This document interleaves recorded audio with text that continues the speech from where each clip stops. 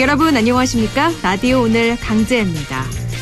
악몽 같은 휴일이었습니다. 안동과 예천, 영주에서 동시다발로 산불이 발생하면서 피해가 잇따랐는데요. 어제 오후 3시 20분쯤이죠. 안동시 임동면 망천리 야산에서 시작해 수킬로미터 떨어진 중평리까지 번진 산불은요. 21시간 만인 오늘 낮에 12시 20분쯤 이 주부를 잡고 아직도 잔불을 정리하고 있습니다. 4시 12분쯤 예천군 감천면 증거리 야산에서 발생한 산불은 바람을 타고 영주시 장수면 간산리 일대로까지 벌쳤는데요. 18시간여 만인 오늘 오전 10시 25분쯤 큰 불을 잡았습니다. 임동면 망천리에서 발생한 산불로 인해서 주민 대피령까지 날려졌는데요. 이 때문에 인근 주민 100여 명은 한밤중에 급히 대피를 해야만 했습니다. 천만다행으로 인명피해는 없었는데요. 지난 4월에 발생한 안동 대형 산불이 떠오릅니다. 건조한 날씨 또 강풍으로 인해서 산불 발생 위험이 계속되고 있는데요. 불씨 관리 더욱 철저히 해야겠습니다.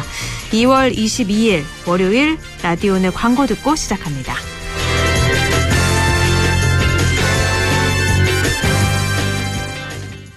자, 따라해보세요.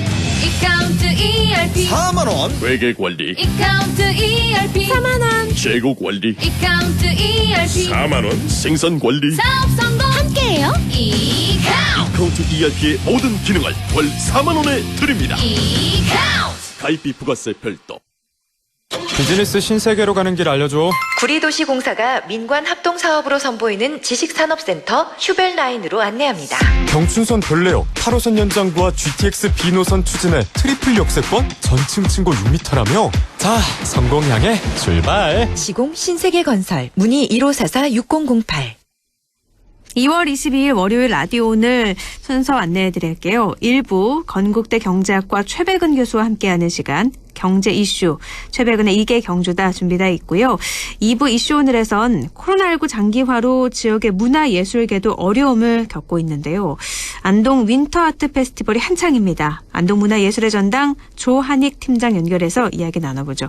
라디오 오늘 생방송 놓치신 분들은 안동 MBC 유튜브로도 다시 들으실 수 있습니다. 많은 애청 바랍니다.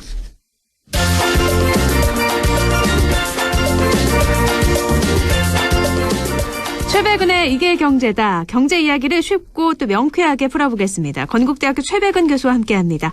교수님 안녕하세요. 네, 안녕하세요. 네, 지난주 목요일에 발표된 통계청 조사 결과부터 좀 살펴보죠.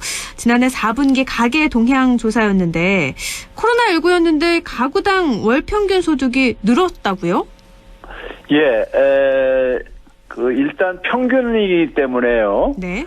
근데 가계 소득은 이제 여러 가지로 구성이 되어져요. 네. 그러니까 우리가 일을 해가지고 얻는 이제 소위 말해서 임금 소득이라는 것도 있고요. 네. 그걸 이제 근로소득이라고 하는데, 그 다음에 이제 자영업자들처럼 이제 사업에서 발생하는 사업소득도 있고요. 네. 그 다음에 본인이 가지고 있는 재산을 활용을 해서 금융재산이든 아니면 건물 뭐 이런 걸 활용해서 임대 수입이라든가 이런 재산소득이 있고요. 네. 그 다음에 이제 뭐 이전소득이라고 해가지고 이제 정부로부터 이제 그러니까는 이전받는 이제 공적 이전 같은 것도 있지만은 개인적으로 그러니까 서로가 주고받는 이제 이런 이전소득도 있고요. 뭐 용돈 같은 것도 포함되는 건가요? 그렇죠. 네. 예. 예. 그래서 이제 이게 이제 다 이제 합쳐져가지고 그다음에 이제 뭐 로또를 뭐 이렇게 당첨해가지고 생긴 이제 뭐 그러니까 임시소득 같은 것도 이제 포함되는 거고, 하여간 모든 소득이 다 포함된 거예요. 네. 포함된 건데 말씀하셨듯이 한 1.8%요. 1.8% 그러니까 평균 가계소득은 그러니까 2019년 4분기 대비해서 이제 그러니까 증가한 걸로 이제 나오고 있고요. 그런데 이제 내부를 들여다보면은 이제 근로소득이나 사업소득은 감소를 했습니다. 우리가 예상할 수 있듯이요. 네. 감소했는데 이제 이전소득이 이제 크게 증가를 했고요. 네. 이전소득 부분이요. 그러니까 이제 특히 이제 뭐 정부가 이제 어쨌든 간에 많은 이제 지원을 이제 재난지원 같은 거 이런 걸 했잖아요. 네. 해가지고 그게 이제 그러니까는 가계소득을 하락하는 걸 방어한 거고, 그다음에 이건 말 그대로 전체 평균 소득이기 때문에요. 개인들 간에 그러니까는 이런 그 편차들, 그러니까 양극화 이런 것들은 여기 이제 반영이 안 되어지고 있는 겁니다. 조금 더 구체적으로 봐야 될 것 같아요. 뭐 임금소득, 사업소득은 줄었는데 이전 소득이 늘어서 전체 평균은 어쨌든 가구소득은 늘은 거잖아요. 네네. 그런데 사업소득이 참 많이 줄었다고 해요. 이거는 근데 코로나19 영향 때문이겠죠? 뭐 우리가 코로나 상황 속에서 가장 힘든 사람들 중에 한 분이 자영업자들이잖아요. 그렇죠. 그게 이제 그러니까 사업소득에 이제 나타나는 것이고요. 그리고 이제 뭐 그 자영업자 말고도 이제 그러니까 임금 근로자들 중에서는 이제 그러니까 임시직이라든가 일용직 근로자들이 네. 많은 이제 일자리를 잃었어요. 이제 그러니까 쉽게 이제 그러니까는 그 해고하기 쉽고 그러니까요. 네. 이게 뭐 이제 일이 없고 그럴 경우에요. 네. 그분들의 이제 그러니까 이 근로소득 같은 경우도 그러니까 뭐 월급 받으시는 분들, 정규직 이런 분들은 월급의 감소는 대부분이 겪지 않았기 때문에 근로소득의 감소는 그러니까 이 임시직, 일용직 일자리들의 임금 소득 감소가 사실 반영된 거라고 보면 되겠습니다. 그러니까 소득이 높지 않은 하위 그룹의 임금이 더 많이 줄었다 이렇게 보면 되겠네요. 그렇죠. 그럼 그만큼 양극화는 벌어졌고요. 맞습니다. 그래서 그런지 이번 4분기 가계 동향 조사 결과가 소득 계층 간 양극화가 커지고 있다는 걸 분명하게 보여주는 거다. 이런 보도가 많은 것 같아요. 예, 이번 이제 그 가계 동향 조사가 의미를 갖고 있는 거는요. 네. 지난해 그러니까는 이제 그러니까 1년 동안에 이제 가계 동향 조사가 다 발표가 된 거예요. 네. 그러니까 4분기께 발표됐으니까 그 전에 1분기, 2분기, 3분기는 이미 발표가 됐었고요. 4분기까지 발표됐기 때문에 지난 1년간의 가계의 소득이라든가 지출의 내역이 다 이제 그러니까 드러난 겁니다. 네. 드러났는데 이걸 이제 들여다보게 되면요. 굉장히 우리가 주목할 만한 이제 그 결과들을 확인할 수 있는데요. 네. 지금 이제 말씀하신 그러니까 이제 이 양극화와 관련되는 부분들은요. 흔히 이제 그러니까 5분위 배율이라고 해가지고 상위 20%가 하위 20%의 소득의 몇 배냐 하는 걸 나타내 주는 건데요. 네. 이게 이제 언론들에서는 이제 4분기까만 발표하다 보니까 4분기에 집중을 했는데 4분기가 이제 뭐 먼저 이제 말씀을 드리면요. 4.72배로 나왔어요. 네. 그러니까 상위 20%가 하위 20%보다 한 4.72배 정도 더 많다는 겁니다. 소득이요. 네. 근데 이제 그게 1년 전은 4.64배였었어요. 오히려 그러니까 살짝 늘었군요. 네. 그렇죠. 예. 네. 그러니까 이제 이게 이제 그러니까 우리가 양극화가 더 이제 악화됐다고 이제 우리가 해석할 수 있는 거죠. 네. 상위 20%, 하위 20% 격차가 더 벌어졌으니까요. 네네. 근데 이게 지난해 4분기 동안에 보게 되면요. 2분기만 빼놓고는 다 이렇게 악화됐어요. 점점점 악화가 됐군요. 네. 근데 이제 2분기는 개선이 됐습니다. 2분기가 1분기에 재난소득을 전체에게 다 나눠진 아닙니다. 그건가요? 전체 전체 나눠준 게 2분기였었어요. 아, 네. 그러니까 중앙정부 차원 속에서 빨리 지급받으신 분들이 5월 7일경부터 받았고요. 네네. 보편 일반 지급이요? 국민들이 한 5월 10일경부터 받았거든요. 네. 그리고 이제 일부 지자체에서 경기도 같은 경우 4월 때도 좀 이렇게 경기도 재난기본소득을 나눠줬고 그랬었고요. 네. 그러니까 이제 4, 5, 6월 달이 2분기거든요. 아, 네. 그러니까 중앙정부에서 지급한 것이 집중적으로 쓰인 게 5월, 6월 달이었었거든요. 네.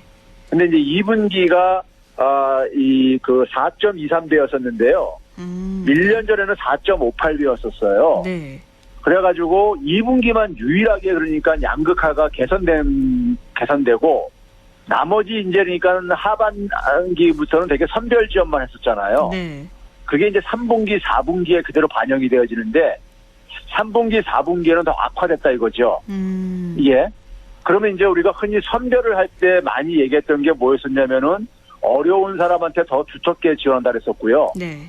그리고 전 국민한테 주게 되게 되면은 상위 계층한테 혜택이 더 많이 들어간다. 이제 이런 이제 얘기들을 많이 했었어요. 네, 일부 정치인들이라든가. 네, 지금도 나오고 있죠. 네. 예, 그런데 결과 뚜껑을 열어보니까 정반대가 나온 거죠.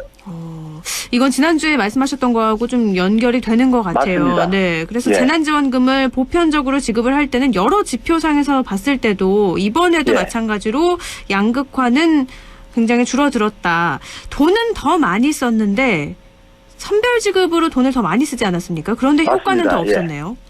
그렇죠. 거기다가 이제 그 또 한 가지 중요한 지표 중에 한 가지가요. 네. 이제 그 적자 가구라는 걸 발표했는데요. 네. 적자 가구라는 것도 이제 발표가 되는데 통계청에서요. 네. 적자 가구라는 게 이제 흔히 자기가 쓸 수 있는 소득, 가게가 네.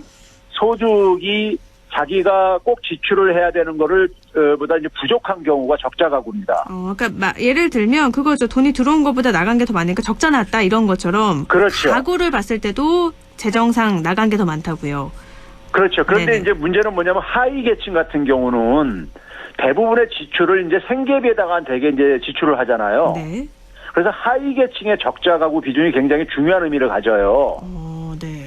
그런데 이제 지난해 1분기부터 4분기를 보게 되면은 1분 아까랑 똑같이요. 1분기하고 3분기, 4분기는 다 보게 되면 대개 한 51% 정도 이렇게 그 하위 20% 가계 중에서 한 절반 이상이 적자 가구예요. 네.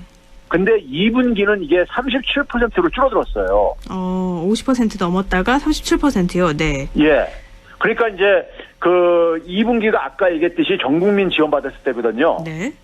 근데 이때 이제 그러니까 굉장히 그러니까는 적자 가구를 뚫리는 어떤 역할을 이제 그 전국민 지원이 했다는 얘기고요. 네. 그 위에 있는 이제 그러니까는 뭐 하위 20에서 40% 혹은 중간층인 하위 40에서 60% 이 세 개 계층 같은 경우도 2분기에는 적자가 많이 줄이는 역할을 했어요. 네네. 근데 3별로 지원했었던 3분기, 4분기에는 증가를 했고요. 네.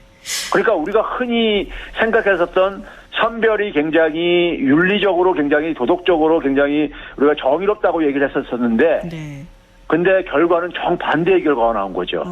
지금 4차 재난지원금도 선별지급으로 가닥을 다 잡고 지원이 이루어지고 있는 건데 이 통계청 조사를 보면 그렇게 하면 안 된다는 걸 나타내고 있네요. 그렇죠. 그래서 한 가지 이제 우리가 주목할 게요. 네. 여당에서 최근에 그러니까는 용어를 바꾸고 있습니다. 네. 지금 뭐냐면은 지난해까지 계속해서 우리 국민들 귀에 따갑게 들렸던 게 전 국민하고 선별을 가면서 선별을 했을 때가 훨씬 더 정의롭고 그다음에 효과도 크다는 이런 얘기들을 많이 했었어요. 1년 내내요. 네. 근데 뚜껑을 열어보니까 통계 수치가 이렇게 뒷받침이 안 되니까는 최근에 이제 민주당 지도부에서 뭐 그 어떤 식으로 바꾸냐면요. 피해 보상과 방역 집중. 네. 이렇게 이제 그 프레임을 바꿉니다. 네. 그리고 나서 나중에 경기 진작 차원 속에서 전 국민한테 위로금으로 그러니까 지원을 해주는 걸 검토하겠다 이렇게 얘기를 하고 있어요. 네, 위로금으로요. 네네. 예. 그러니까 뭐냐면은 피해 보상 그러니까 선별이라는 용어를 더 이상 안 씁니다. 피해 보상하고 방역 집중 이렇게 이제 여기다 이거에 초점을 맞춘다 이렇게 표현을 하고 있어요. 네. 그런데 피해 보상 측면에서도 보게 되면은 사실 전 국민 지원이 이게 이제 그 계층별로 보게 되면요. 제가 이제 그러니까 되게 통계청에서는 그 가계를 5등분한 것을 우리가 이제 5분위 배율이라고 하는데요. 네. 이걸 더 자세하게 볼 수 있는 게 10분위 배율입니다. 네, 좀 더 구체적으로 나눈 거군요. 네. 예, 10등분으로 나눈 거죠. 네. 그래가지고 이제 하위 30%하고 중산층 그러니까 한 40% 중간에 있는 40%하고요. 네. 상위 30%를 쫙 이렇게 나눠서 이제 그러니까는 이 전국민 지원 지난해 1년 동안을 쫙 이렇게 계산을 해봤어요. 네. 계산을 해봤더니 4분기 같은 경우는요. 그러니까 예를 들어서 하위 30%가 소득이 1%가 증가했습니다. 네. 1년 전에 비해서요. 네. 근데 중간층 40%는 1.1%가 증가했어요. 네. 근데 상위 30%는 2.6%가 증가했어요. 오. 그러니까 역진적으로 증가한 거죠. 네. 소득이 높을수록 많이 증가한 거예요. 이러면 양극화가 더 벌어졌다는 얘기죠. 그래서 아까 그 지표가 그래서 나온 겁니다. 아. 근데 2분기 때는요. 네. 2분기 때는 정반대로 하위 30%가 8.2%가 증가하고요. 8.2%요? 네. 예. 중간층이 5.8% 증가했고 상위 30%는 3.3%만 증가를 해요. 네. 이러면 양극화를 막은 거네요. 네. 그렇죠. 그래서 2분기 때는 보면 5분위 배율이 줄어든 거예요. 그러니까 이게 구체적으로 들여다보면 특히 뭐냐면은 3분기 때는 보게 되면은 중간층이 마이너스까지도 이렇게 나타나요. 네. 그러니까는 사실 그러니까 그 자영업 하시는 분들이 그 어려운 분들이 대개 이 중간층에 많이 이렇게 포진돼 있거든요. 네. 그러니까 결과적으로 봤을 때 그분들한테 도움이 별로 안 됐다. 그런 것은 제가 도 말씀을 했잖아요. 지난번에 뭐냐면은 정부가 지원하는 것은 주로 임대료 같은 이런 비용 측면의 지원을 했는데 네. 사실 자영업자들이 힘든 부분은 뭐냐면은 매출이 발생 안 하는 거였었어요. 네. 장사가 안 되는 거였었죠. 네네. 그러니까 매출 그 지원은 그러니까 전 국민한테 지원한 것이 전 국민한테 지원하게 되면 그게 소멸성 지역화폐였기 때문에 다 지출을 했잖아요. 네. 그 최종적으로는 자영업자의 주머니에 그 돈이 들어간 거죠, 다들이요. 네. 그래서 실질적으로 그러니까는 전 국민 지원한 것이 소위 소멸성 지역화폐 방식으로 전 국민 지원한 것이 훨씬 더 그러니까는 효과적이었다는 것이 자영업자들을 중심으로 보더라도 그렇다는 얘기예요. 네. 교수님께서 매주 계속 똑같이 말씀을 하고 계세요. 보편 지급이 이런 통계청 자료로도 보고 다 나오고 있는 건데 그럼에도 계속 정부에서는 선별 지급을 하고 있고 물론 네. 말은 바꿨다고는 하지만 뭐 결과적으로 보면 선별 지급이잖아요. 피해 예. 보상이나 방역 집중도요. 그렇습니다. 그런데 이렇게 재난지원금 효과로 볼 수는 있지만 어떻게 보면 2분기에만 반짝 나타나고 3분기엔 다시 돌아가서 일회성 효과에 그칠 수 있다 이런 지적도 나오곤 있거든요. 그래서 그러니까요. 네. 예. 그래서 이게 고용 창출 쪽으로 좀 더 역량을 쏟아야 된다고는 하는데 이건 어떻게 생각하세요? 그러니까 이게 지금 그러니까 이 자영업자들한테 지금 그러니까 크게 도움이 안 되고 자영업자들이 거기다가 불복 개점 시기까지 이렇게 막 이제 저항을 보이고 그러다 보니까요. 네. 지원금을 피해 보상금을 지금 늘리는 방식으로 이렇게 대응을 하고 있거든요. 네. 규모를 늘리는 방식으로 하다 보니까 자꾸만 규모는 커지고 있어요. 네. 2차보단 3차, 3차보단 4차가 계속 커지고 있거든요. 그러고 있죠. 네. 그러니까 원래는 그러니까 이게 재정을 굉장히 아껴 써야 된다는 이런 차원에서 재정은 화수분이 아니라는 이런 말을 하면서 네. 재정을 그러니까 아껴 써야 된다는 차원 속에서 선별을 했었던 거란 말이에요. 네. 그런데 결과적으로는 계속해서 밑빠진 독에 물 붓기식으로 지금 이렇게 진행되고 있는 겁니다. 네. 그 지원 규모가 잠깐만 커지고 있잖아요. 네. 지금 그렇죠? 네, 홍남기 부총리도 말씀하신 것처럼 재정 화수분이 아니다. 그래서 보편 지급 안 된다 이런 입장인 거였잖아요. 그렇죠. 그런데 네. 결과를 볼 때는 2차 때보다 2차 때는 한 7조 정도 지원했었고요. 선별로요. 네. 3차 때는 9조 원이 넘었었고요. 네. 4차 때는 지금 한 15조 정도가 얘기가 나오고 있습니다. 지금요. 네. 그러니까 갈수록 이 규모는 커지고 있고 이 피해 당사자들에게 지원한다고 하는데 그 규모는 자꾸만 증가를 하고 있는 것이 왜 그러냐면은 이게 이번에 이제 모 방송국에서요. 네. 지난해 이제 그러니까 2차 선별로 지원한 것이 최근에 그러니까는 사업이 종료가 돼가지고 그게 이제 자료가 이제 그러니까 공개가 된 게 있어요. 네. 공개된 걸 보게 되면 정부가 그러니까 지원해주겠다는 그 대상, 정부가 그러니까 선정한 대상이고 그다음에 예산을 책정한 대상 중에서 예산 중에서 한 63%뿐이 집행을 못했어요. 그리고 사업을 종료했어요. 네. 그 얘기는 뭐냐면 37%가 그러니까 정부가 지원 대상이라고 선정을 했던 사람들이 못 받은 자신들이 거군요. 그러니까 네. 입증할 수가 없어가지고 네. 피해를 본 걸 입증할 수 없어가지고 끝내 지원을 못 받았어요. 네. 그리고 사업은 종료가 됐습니다. 그러니까 선별이라는 것이 우회에서 그러니까는 기재부 부총리가 얘기할 때는 굉장히 우리가 일반 사람들이 들을 때는 윤리적으로 바람직하게 들리죠. 네. 피해 본 사람한테 집중적으로 지원한다 하니까요. 네. 그런데 일선 공무원들이 그 지치다거리는 다 해야 되는 거예요. 피해를 그러니까는 이렇게 입증이 되는 사람한테만 지원을 해줘야만 되고 그렇지 않은 사람한테까지 만약에 지원을 해주게 되면은요 공무원들이 자기 책임을 다 묻게 돼 이게 추궁을 당할 수밖에 없어요. 네. 그러니까 공무원들은 일선 공무원들은 하나하나 다 깐깐하게 따질 수밖에 없죠. 근데 그거를 그러니까 입증을 하지 못하는 경우들도 많이 있을 수밖에 없어요. 현장에서는요. 네.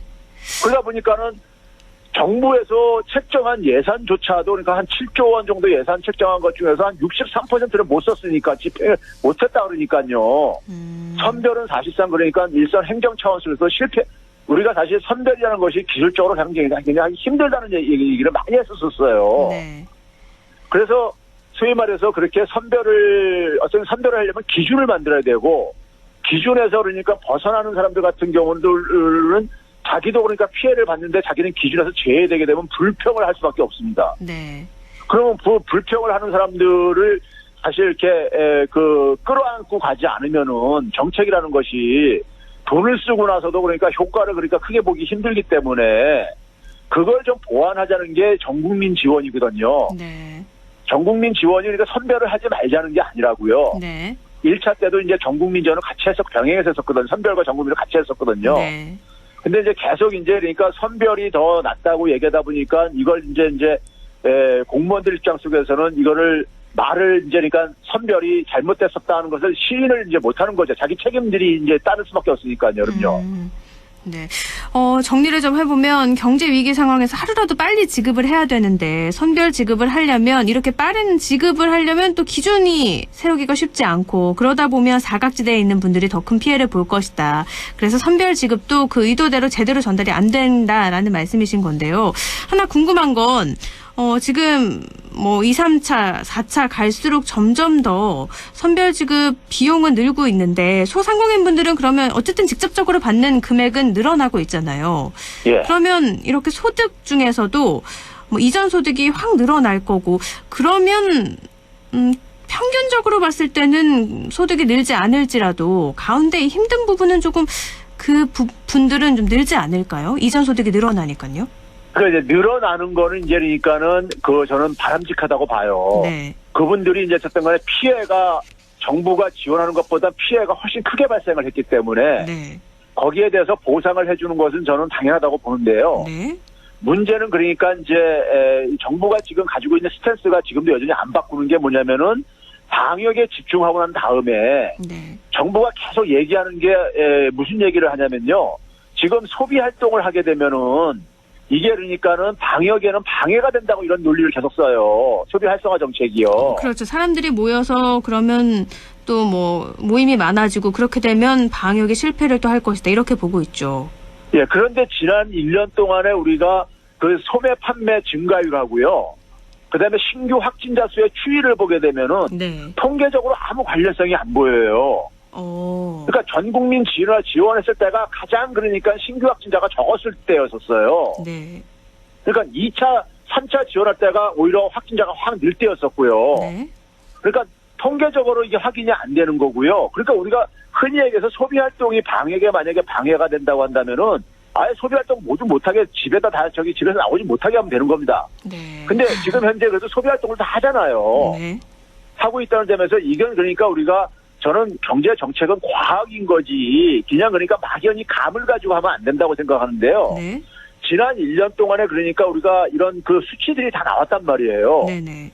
나왔으면은 그러니까 우리가 적어도 소비 활성화하고 방역하고 무관하다는 게 나왔으면은 그러면 정책은 어떻게 해야 되냐면은 소비를 활성화시키게 되면은 자영업자들 피해도 그만큼 줄어드는 거예요. 네.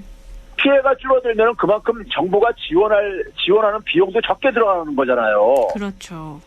그런 점에서 그러니까는 이것을 먼저 그러니까는 이 피해 보상하고 나중에 가서 그러니까는 소비 활성화를 지원하겠다 이렇게 하게 되면은 그 피해 보상금이 굉장히 눈덩이처럼 불 수밖에 없는 거고요. 정부가 다 부담을 해줘야 되는 거니까요. 네. 그러면서 또 부담 지원하는 금액이 자영업자들이 생각하는 것만큼 충분치는 않아요. 그렇다고 해서요. 그렇죠. 예, 100% 해줄 수는 없잖아요. 모든 네네. 피해예요. 네. 거기다가 이제 이게 뭐냐면은 되게 이 발생하는 게 자영업자들이 생각하는 건 여전히 뭐냐면 임대료라든가 고정비용에 되게 이게 집중되고 있다 이거예요. 네. 그러니까 고정비용 같은 거 현금으로 주게 되면은 되게 건물 사업주한테 돌아간다거나 아니면 그러니까 그다음에 이제 채무 갚는데 쓴다거나 근데 그런 돈들은 돌지가 않지요. 그렇죠. 예, 돌지 않으니까는 자영업자들의 매출에는 별로 도움도 안 되어주고 돈이 돌아야지만 이게 그러니까는 자영업자들의 피해가 최소화되는 거거든요. 네. 그런 점에서 정부가 그러니까 지금 정책을 첫 단추를 잘못 낀 것을 계속 고집부리면서 그 비용도 자꾸만 그러니까 눈덩이처럼 불어나는 이러한 형국입니다. 소상공인 분들도 이건 좀 아셨으면 좋겠어요. 지금 물론 고정 비용을 받는 것처럼 많이 받는 거는 잠깐은 좋을 수 있어도 조금 더 멀리 봤을 때는 그게 결코 좋은 게 아니라는 것. 이걸 좀 알고 선별 지급과 보편 지급에 대해서 조금 더 한번 좀 생각해 주시면 어떨까 싶기도 한데요. 그리고 통계청 자료를 보면 4분기 적자 가구 비율이 20%로 좀 전년에 비해서 줄어든 거잖아요. 그런데 적자 가구 비율이 줄었다고 해서 경제 상황이 나아진 건 아니라고 하는데 이건 또 무슨 말이죠? 그 아까 제가 이제 적자 가구 잠깐 소개한 적이 있었는데요. 네네. 미리요. 네. 이 적자 가구의 비중이 지금 보게 되면은 뭡니까 저기 하위 20% 우리가 흔히 네네. 1분이라고 하는데요. 네. 하위 20%가 50.7%예요. 네. 그러니까 전체 하위 20% 중에 절반 정도가 그러니까는 절반 조금 넘는 게 적자 가구라는 건데요. 네. 이게 그러니까 사실 1년 전에 비해 가지고 네. 1년 전에 비해 가지고 그러니까는 큰 변화는 없다는 겁니다. 네. 예, 변화는 없는 건데 제가 아까 얘기했듯이 이게 그러니까 1분기나 3분기, 4분기에는 한 51%에서 한 53%를 구성을 해요. 네. 그런데 2분기에는 그러니까 이게 하위 20%가 적자가구가 37%를 줄어들었다 이거예요. 네. 그래서 2분기 같은 경우 보게 되면 적자 가구가 3분기나 4분기에 비해서 한 100만 가구 정도가 줄어들었어요. 네. 그러니까 전 국민 지원하는 방식이 적자 가구를 많이 줄이고 나머지 분기는 그러니까 1년 전하고 큰 차이가 없이 그러니까는 진행이 되고 있는 거고요, 지금요. 네. 이제 그런 점에서 적자 가구가 증가하게 되면요. 이게 이제 사회적으로 최근에 우리가 주목해야 될 것 중에 한 가지가요. 혹시 그 사회자가 특수 청소부라는 말 들어보셨습니까요? 특수 청소부요? 예. 그건 뭐죠? 이게 이제 네. 청소부들 중에 일반 청소부는 대개 이제 거리 청소하시거나 이제 그러니까 일반 쓰레기를 치워놓으시는 분인데 네. 특수 청소부는 뭐냐면은 시신을 치우시는 분들입니다. 아, 네네. 그러니까 이제 변사 사건이라든가 고독사라든가 자살로 죽었는데 이 연고자들이 없는 뭐 이렇게라든가 연고자들이 포기한 이제 시신들 있잖아요. 네. 근데 지금 최근에 이거 통계가 나왔는데 이 소위 고독사 하게 되면 되게 노인들이 많이 이제 그러니까 독거 노인들이 되게 자살하고 이제 이런 걸로 이제 우리가 알려져 있잖아요. 네. 근데 지난해 1년 동안에는 40대, 50대가 굉장히 많이 증가했어요.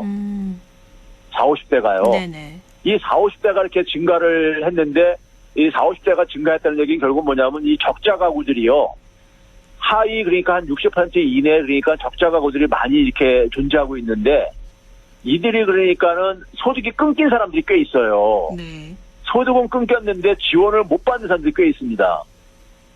소위 말해서 그러니까는 이 소득 증빙도 안 되고 그래가지고요. 네네. 그 사각지대 노인분들이죠. 네. 그렇죠. 이런 분들이 그러니까는 견디다가 그냥 되게 일을 하다가 자기가 원래 그러니까 정부로부터 복지를 지원받았던 사람들은 이렇게 자살 같은 거 잘 안 한대요. 거기에 이제 그러니까 적응이 되고 그래가지고요. 네.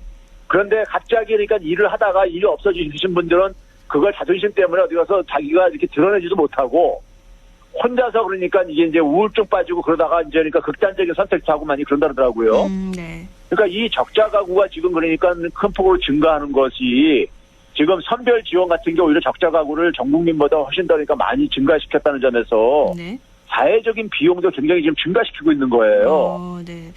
제가 이 질문을 여쭤본 이유가요. 한 언론에 이런 말이 써 있더라고요. 한 기사에서 적자 가구 비율이 물론 줄긴 했지만 줄어든 이유는 그냥 쓰는 돈을 줄여서 적자 가구 비율이 적어진 것뿐이다. 그만큼 경기가 좋아진 건 아니다. 이런 해석이 있더라고요. 맞아요. 작년에 우리가 지출을 보게 되면요. 네. 지출을 보게 되면은 꼭 써야 되는 이 생필품들 있잖아요. 네. 먹고 마시고 해야 되는 것들이요. 네네. 이런 부분들이 거의 감소하지 않았어요. 평균적으로요. 네. 근데 이게 왜 감소 안 했냐면요.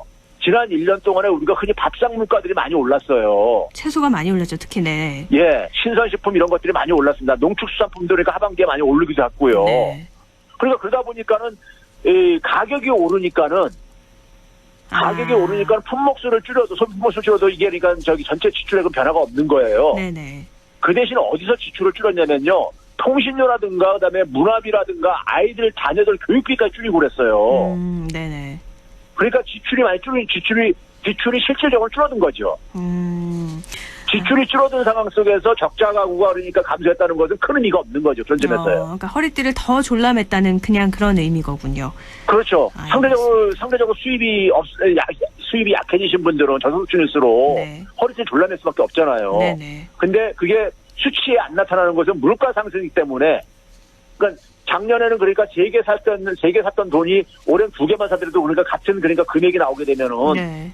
지출액은 그러니까는 감소하지 않은 걸로 잡힐 수가 있거든요. 네네. 알겠습니다. 오늘 이렇게 통계청 자료를 가지고 조사를 해봤는데 역시 이번 조사에서도 보편 지급이 선별 지급보다는 경제 상황을 조금 더 양극화도 해소했고 경제 상황을 나아지게 만들었다. 맞습니다. 이런 걸 결과를 또 볼 수가 있네요. 네. 알겠습니다. 오늘 여기까지 듣죠. 말씀 네, 고맙습니다. 감사합니다. 네. 최백은의 이게 경제다. 건국대학교 경제학과 최백은 교수와 함께했습니다. 라디오 오늘 2부는요. 잠시 후에 뵙겠습니다.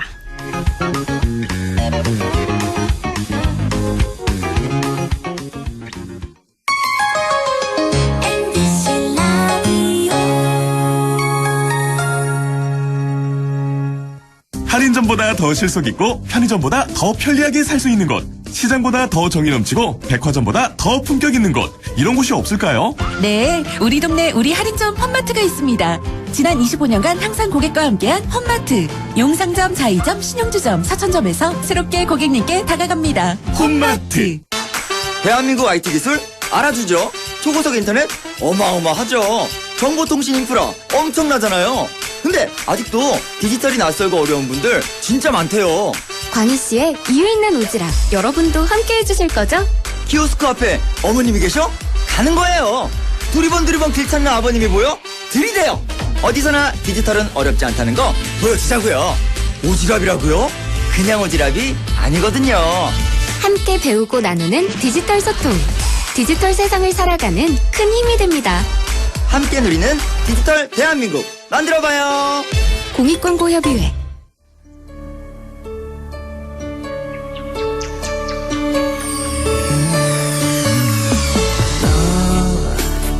마음을 열어줘. 다가가 나 속삭이도록. 언제나 내 생각으로 행복해야 해요.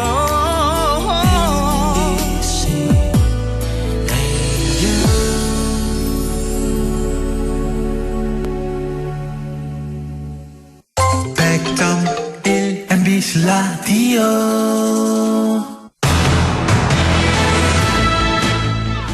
라디오 오늘 2부 순서 이슈 오늘입니다. 코로나19 장기화로 인해서 지역 문화예술계도 어려움을 겪고 있습니다. 시민들 역시 문화적인 갈등이 커진 상황인데요. 이때 단비 같은 소식이죠. 안동에선 지역의 문화예술단체와 개인에게 활동 기회가 주어지고 있습니다. 바로 안동 위터 아트 페스티벌인데요. 안동문화예술의 전당 조한익 팀장 연결해서 알아보도록 하죠. 팀장님 안녕하세요.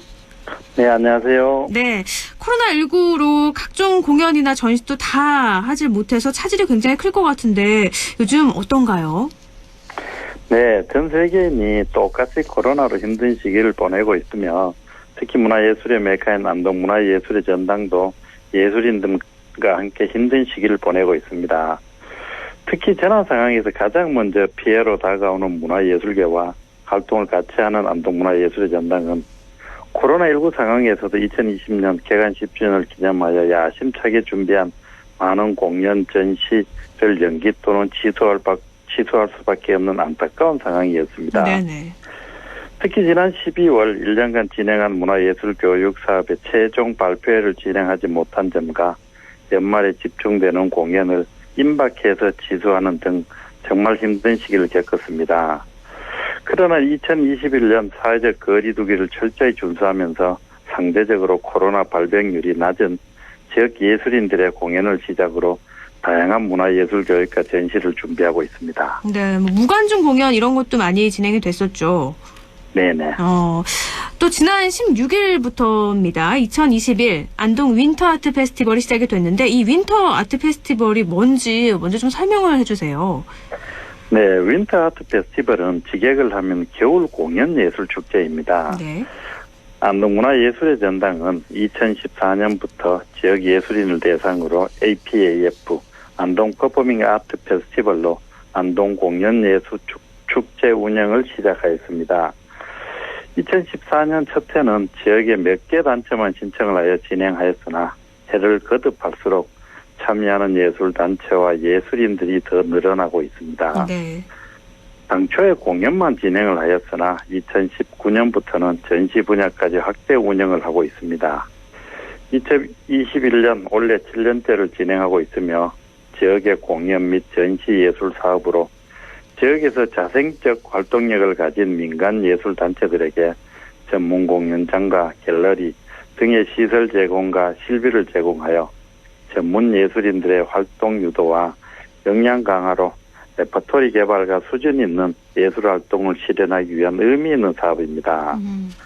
그리고 현재 국가정책 및 법으로 활성화를 주도하는 문화도시와 지역문화진흥을 위한 사업의 일환으로 지역 동호회까지 확대 운영하여 지역민들의 볼거리 제공과 문화 향유에 크게 기여하고 있습니다. 그러니까 지역에서 문화 예술 활동을 하시는 분들이 조금 더 작품 활동, 예술 활동을 할 수 있게 그 자리를 마련해주는 그런 페스티벌이라고 보면 되겠네요.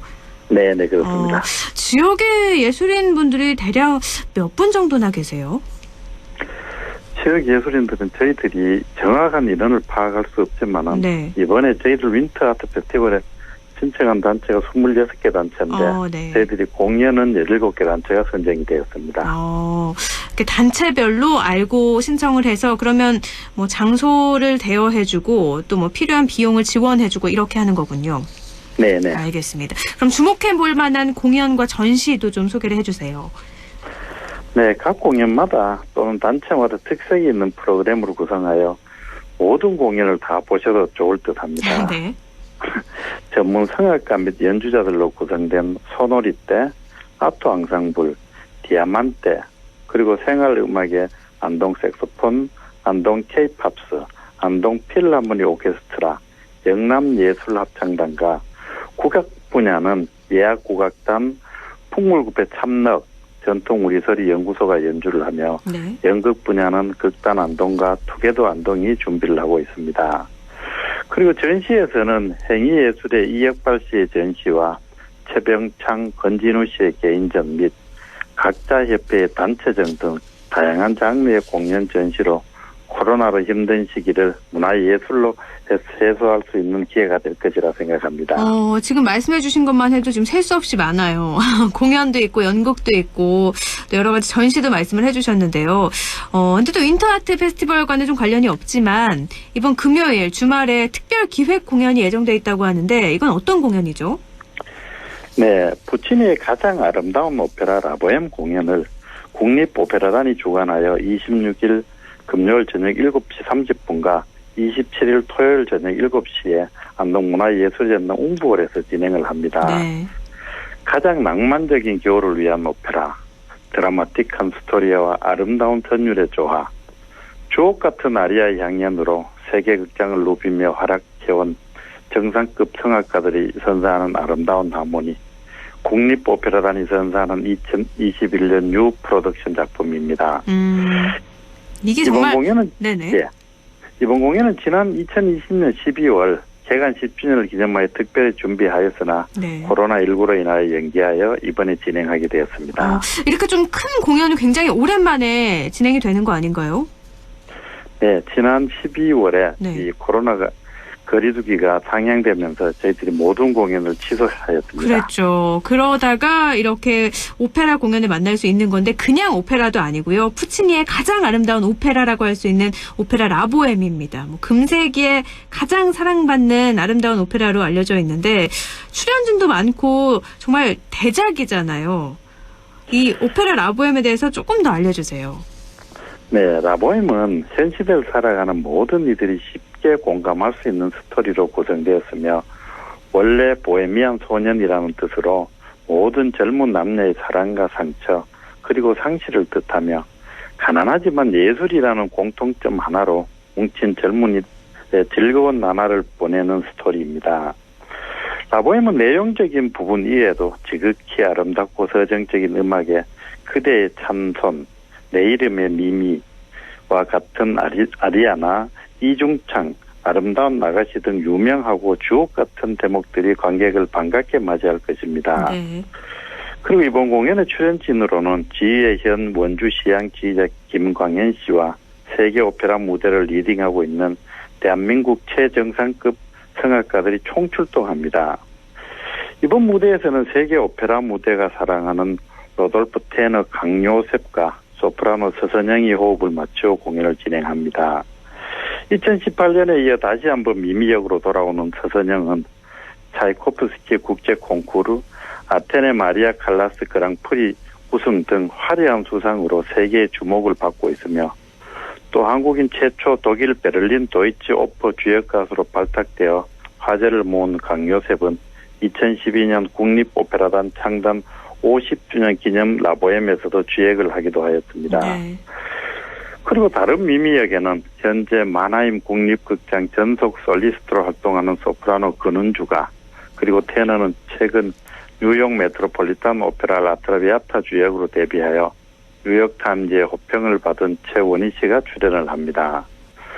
특히 이번 라보엠의 김수경 연출은 라보엠이 시대와 장르를 넘나들며 대중에게 사랑받아오며 가슴을 시리게 만드는 이유는 우리들의 거짓말 같은 진짜 삶이 녹아있기 때문이라고 하였습니다.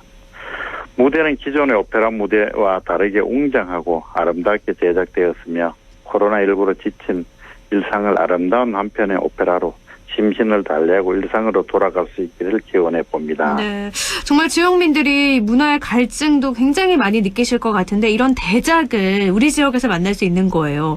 이번 주 금요일 저녁 7시 30분 또 토요일 저녁 7시에 안동문화예술전당 웅부홀에서 진행을 하는 건데 많은 분들이 좀 찾아가서 이번에 공연 보시고 힐링하는 시간 가지시면 좋을 것 같아요. 그런데 네. 코로나19가 지금도 계속되고 있어서 혹시 관람하러 갔는데 좀 어렵거나 불편하거나 이러실 수도 있잖아요. 방역 대책은 어떻게 세우고 계신가요? 네, 저희 안동문화예술의 전당은 오전 오후 철저한 소독 방역을 실시하고 있으며 특히 공연 전후 공연장, 대기실, 하우스 부분을 더욱 철저하게 소독을 진행하고 입장 시에 발열 체크 및 관람객들의 안전을 위해 크로스 체크로 전염병 예방에 최선을 다하고 있습니다. 네. 공연에 참가하시는 출연진, 스태프, 관객자들의 개인 위생 수칙을 철저히 지켜서 공연을 진행하고 있으며 관람석도 한 자리 객석 띄워앉기를 시행하고 있습니다. 네. 그리고 라보엠 출연진이 약 300명인데 전체가 코로나 검사 후 안동을 방문하여 진행하고 있으며 관객은 입장 전 체온 체크 및 개인정보를 위해 대기 시간은 지연되고 있지만 입장 시 티켓 검수 등 타인과의 접촉을 최소화하기 위하여 많은 분들이 적극 협조하고 계시며 저희들 또한 최선을 다해서 진행하고 있습니다. 네. 저희 안동문화예술의 전당에서는 관람객과 접촉을 최소화하기 위하여 공연 입장 전 게이트에서 하우스 어셔가 종이 티켓을 검수하던 부분을 온라인 예매 시 발송되는 모바일 티켓 바코드 시스템으로 변경하여 타인과의 접촉을 최소화하는 방법으로 개선하였으며 네네. 또한 관람객이 원활한 티켓 발권을 위해 대면을 최소화하기 위한 무임 발권기를 진행하고자 협의하고 있습니다. 기본적으로 열 체크는 크로스 체크로 여러 번 해서 진행이 될 거고 또 관람석도 한 자리 객석 띄어앉기를 시행하면 한 50% 정도 앉는 거겠네요. 네네. 그렇군요. 또 라보엠 공연이 진행되고 나서 안동문화예술의 전당 대극장이 보수에 들어가게 된다고요? 네, 그렇습니다. 안동문화예술의 전당은 이번 국립오페라단의 라보엠 공연을 마지막으로 네. 대극장 웅부홀 보수공사를 실시합니다. 이번 웅부홀 무대 보수는 개관 11년을 맞이하는 시점에 진행하는 사업으로 완벽한 무대 상하부 구현을 위하여 현재의 운영 프로그램 등을 교체하여 무대 안전 및 수준 높은 공연을 보여드리고자 시행합니다. 네, 알겠습니다. 그리고 안동문화예술의 전당에서 이 오케스트라 예술교육 프로그램 마카다 안동 오케스트라 신규 단원을 모집한다고 하는데 이 마카다 안동 오케스트라가 뭔지도 좀 알려주시죠. 네, 저희 안동문화예술의 전당에서는 초등학생 및 중학생을 대상으로 악기를 처음 접하고 음악과 함께라는 L시스테마 철학으로 진행한 안동 꿈의 오케스트라와 청소년들의 음악 전공자를 위한 안동 청소년 오케스트라, 그리고 일반 시민들 중 음악을 좋아하고 악기 연주가 가능하지만 합주가 힘들었던 점을 개선하고자 시민들을 위한 마카다 안동 오케스트라를 운영하고 있습니다. 네. 마카다 안동 오케스트라는 2020년 경북문화재단 문화예술교육 인턴십 사업으로 시작하여 단원들의 적극적인 참여와 정기 연주회에서 보여준 수준 높은 음악의 결과로 2021년 안동문화예술의 전당 문화예술교육 사업으로 자리매김하게 되었습니다. 그러면 이 신규 단원 희망하시는 분들은 어떻게 또 신청할 수 있는지도 좀 알려주시죠. 네, 이 신규 단원들은 코로나19 확산 방지를 위하여 온라인 이메일 접수만 가능합니다. 네. 참여를 원하시는 분들은 안동문화예술의 전당 홈페이지에서 신청서를 다운받으셔서 2월 22일 오늘부터 내일 23일 저녁 6시까지 이메일 안동아트@korea.kr로 접수하시면 됩니다. 그리고 궁금하신 사항은 전화 849개 3600번으로 문의하시면 됩니다. 혹시 안동문화예술정당 사이트 들어가도 좀 안내가 되어 있나요?